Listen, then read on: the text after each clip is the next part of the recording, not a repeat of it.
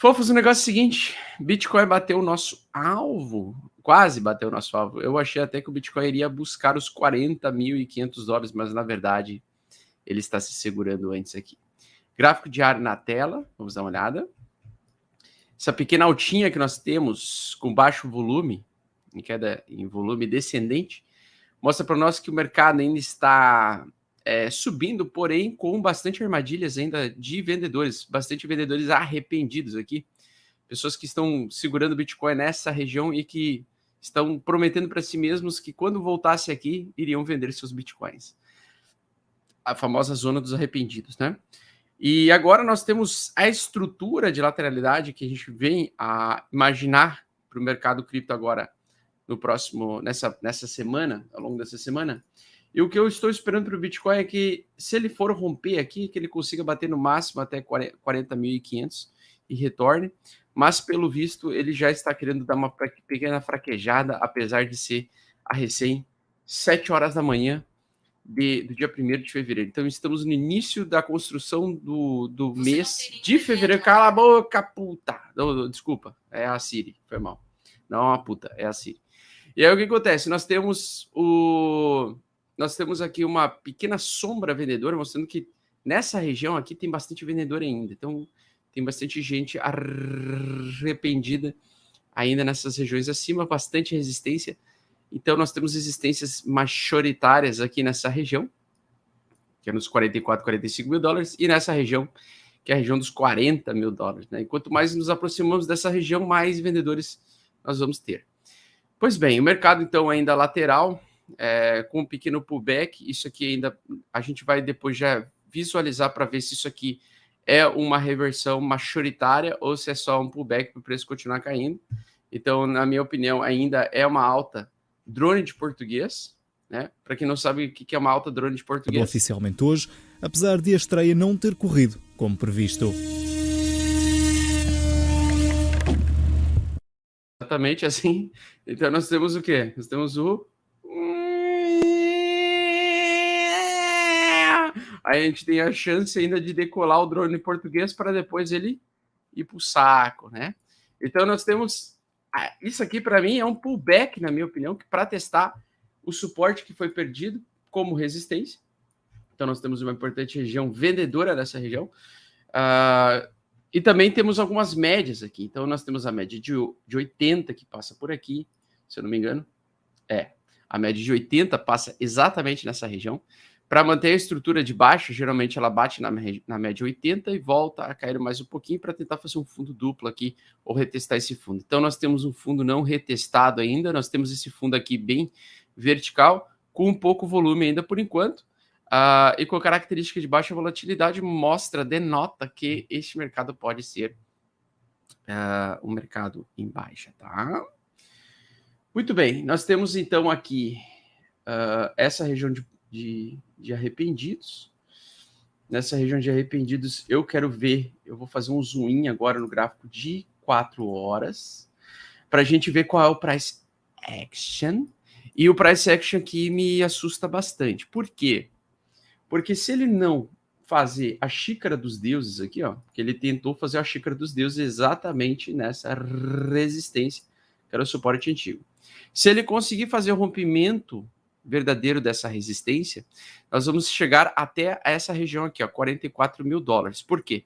Porque o tamanho da profundidade dessa xícara geralmente antecipa para nós qual é o movimento total dessa tendência aqui, que ele está tentando fazer uma pequena tendência de alta, e se ele conseguir romper, ele vai levar o preço até esta região aqui.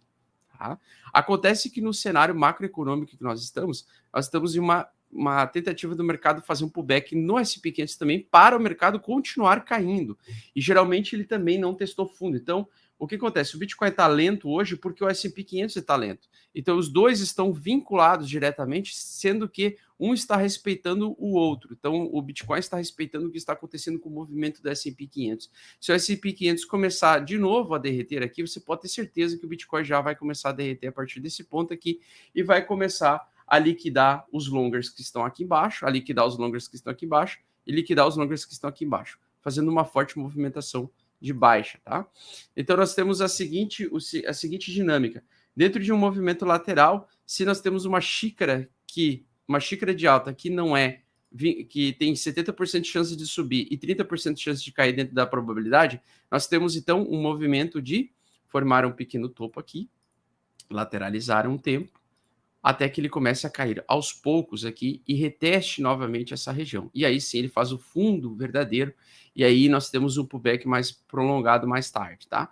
Mas por enquanto, a gente tem então, agora de manhã, gravando de manhã cedo, 7h10 da manhã, nós temos uma possível rejeição da xícara dos deuses, tá? Possível, ainda não está confirmada, porque nós temos bastante sombra vendedoras aqui nessa região, que é uma região de resistência, e que está sendo defendida por enquanto pelos vendedores, tá? Então os vendedores estão ainda um pouquinho mais fortes agora de manhã.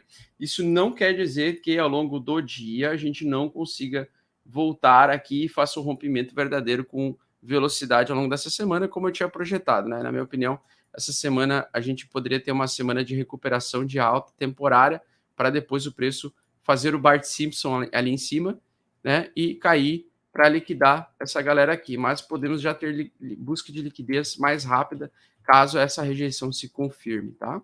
Então, essa rejeição se confirmando, tanto o BTC quanto o Ethereum, se ele confirmar agora de perder esse fundo aqui, ó, tá? Perder os 36 mil, a gente novamente vai buscar os 33 mil mais uma vez, tá? Então, perdendo esse fundo aqui, a gente tende a entrar em estrutura de baixa novamente.